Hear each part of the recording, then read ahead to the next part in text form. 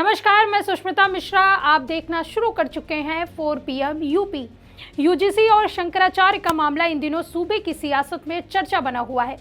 BJP पर लगातार सवालों की बौछार लगी हुई है। इसी कड़ी में यूजीसी और शंकराचार्य विवाद के विरोध में एसडीएम पद से इस्तीफा देने वाले अलंकार अग्निहोत्री एक बार फिर चर्चा में आ गए हैं।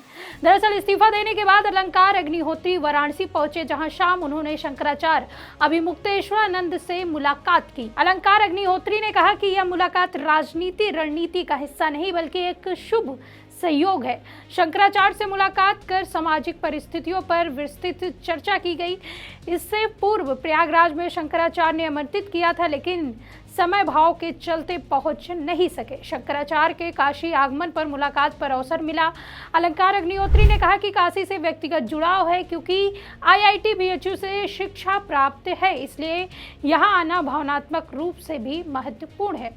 अलंकार अग्निहोत्री ने केंद्र सरकार की नीतियों, विशेष रूप से ST/SC एक्ट और प्रस्तावित UGC रेगुलेशन को लेकर कड़ा विरोध दर्ज कराया। कहा कि 1989 में लागू SC/ST एक्ट देश का सबसे बड़ा काला कानून है। इस कानून के तहत दर्ज लगभग 95% मामले फर्जी होते हैं, जिसके कारण समाज के बड़े वर्ग को मानसिक, सामाजिक और आर्थिक परेशानी झेलनी पड़ती है। अग्निहोत्री ने कहा कि हालांकि यूनिवर्सिटी ग्राउंड्स कमीशन के नए दिशा निर्देशों पर रोक लगा दी गई है, लेकिन बड़ा मुद्दा यह है कि ST/SC एक्ट के खत्म करना, और कहा गया कि अगर इसे 6 फरवरी तक वापस नहीं लिया गया तो केंद्र सरकार को उखाड़ फेंका जाएगा। उन्होंने कहा कि 6 फरवरी आखिरी तारीख है। अगर तब तक SC/ST एक्ट खत्म नहीं किया गया तो केंद्र सरकार को चार्टर्ड प्लेन में बिठाकर गुजरात वापस कर दिया जाएगा।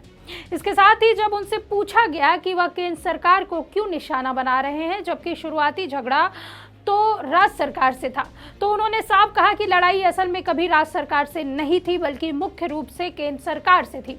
उन्होंने आगे कहा कि प्रधानमंत्री नरेंद्र मोदी और गृह मंत्री अमित शाह राज्य सरकार को अस्थिर करने की कोशिश में उनके साथ भेदभाव कर रहे हैं, और दावा किया कि राज्य प्रशासन बहुत बड़ा दबाव में काम कर रहा है। उन्होंने ये भी कहा कि यह पक्का करने के लिए इंतजाम किए जा रहे हैं कि राज्य का सारा फंड गुजरात भेज दिया जाएगा। आज सत्ता की आंखों में आंखें डालकर पत्रकारिता करना मुश्किल हो गया है। हम पर मुकदमे से लेकर चैनल को बंद करने का दबाव बनाया जा रहा है। मुश्किल दौर है, लेकिन हम हार नहीं मानेंगे। इसलिए 4 PM को ज़्यादा से ज़्यादा ज्वाइन करें और स्वतंत्र पत्रकारिता को जिंदा रखने के लिए जितना हो सके हमारा आर्थिक सहयोग करें।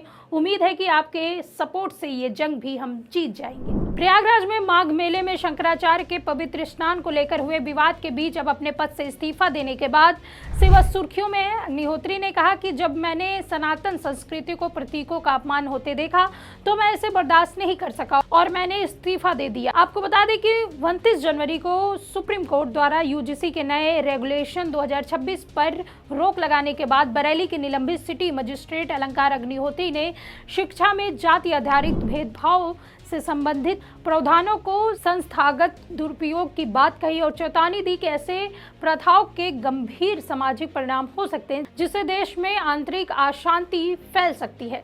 दोस्तों, आपको बता दें कि अलंकार अग्निहोत्री ने UGC और शंकराचार्य अभिमुक्तेश्वरानंद विवाद के बाद अपने पद से इस्तीफा दे दिया था, जिसके बाद इन्होंने यूपी सरकार और केंद्र सरकार पर गंभीर आरोप लगाए, और उनका अब इस तरह से चेतावनी देना बीजेपी सरकार के लिए मुश्किल खड़ी कर सकती है।